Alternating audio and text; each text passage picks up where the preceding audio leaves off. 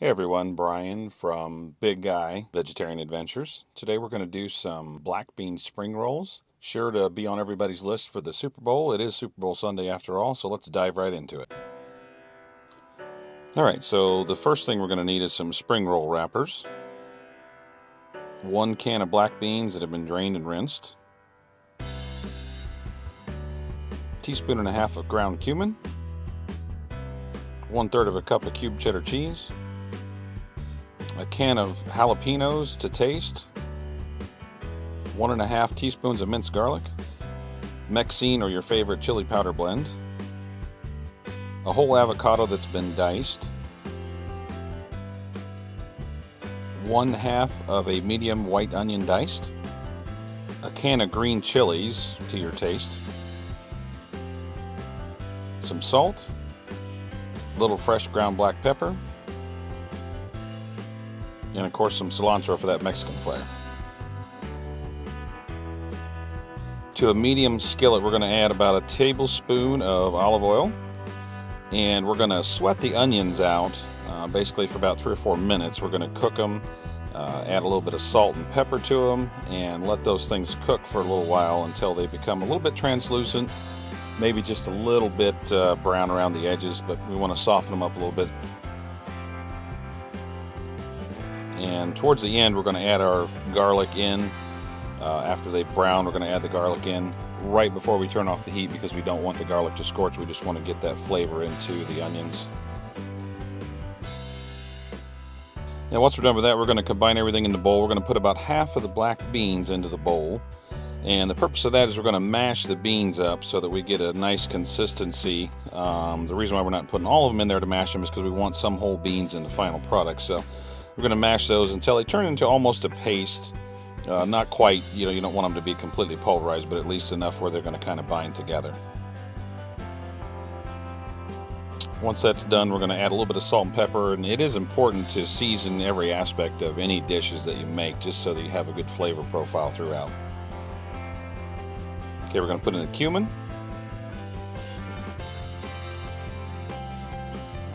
I put in about a tablespoon of the jalapenos. You can put more or less depending on what your heat level, flavor, taste, whatever you want in there.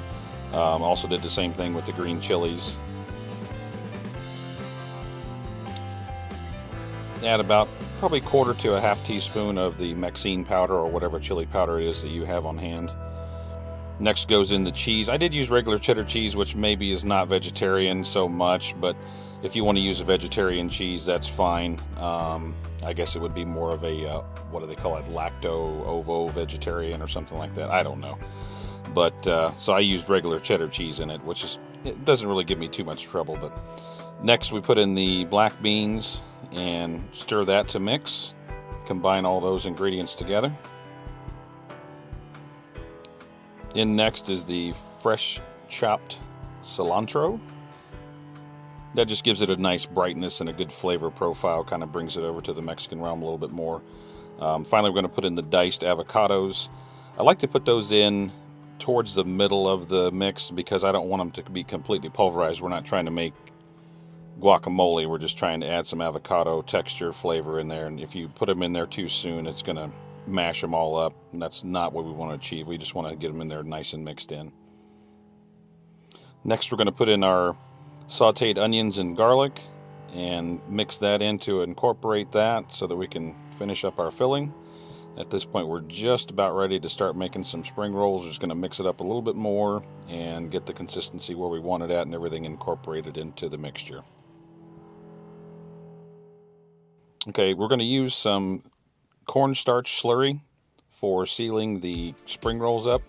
It's about a 1/4 cup of water to 1 tablespoon of cornstarch, and that mixture just helps seal up the spring roll wrappers whenever you get done wrapping them.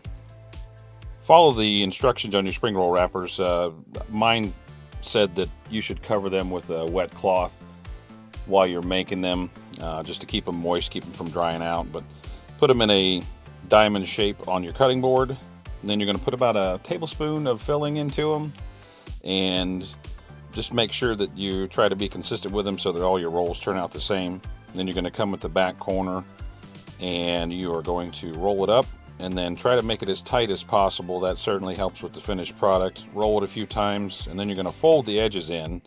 And when you do that, you want to make sure that the fold is in line with the edge of the wrapper, with the edge of the shape of the spring roll. Otherwise, if you don't, then you're going to have some edges that are going to be kind of hanging out the outside of the spring roll, and that just doesn't look good, and then it might fry and burn a little bit. So after you do that, you're going to put some of the slurry onto the wrapper and then roll it up.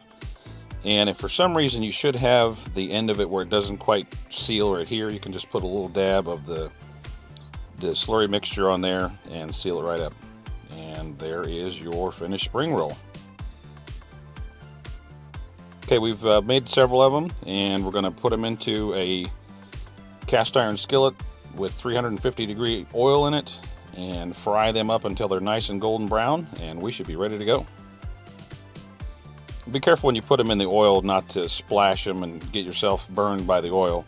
You're going to cook them for probably 3 to 5 minutes, just until they're golden brown. You'll kind of get the feel for it as you go along. One thing to note, you don't want to overcrowd the skillet and have your oil temperature reduced. Then you can have your spring rolls soaking up quite a bit of oil, and certainly don't want to do that. So I'm going to use a pair of tongs and flip them over about halfway through the cooking process. You can see they're starting to turn a nice golden brown. We'll let them cook a little while longer, maybe flipping up a couple more times before the end of the process. And you can see they're starting to turn a nice golden brown, getting crisp, which is what we want.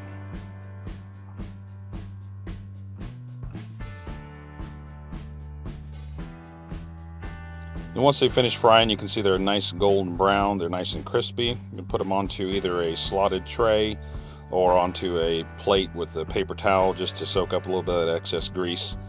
But they are, for all intent and purposes, done. You can serve them that way, or you can cut them in half. Make your own dipping sauce. You could use some whatever you want, some salsa or maybe some sour cream or something like that. But that is what they look like. I hope you enjoyed the recipe, and if you did, please like the video and subscribe to my channel.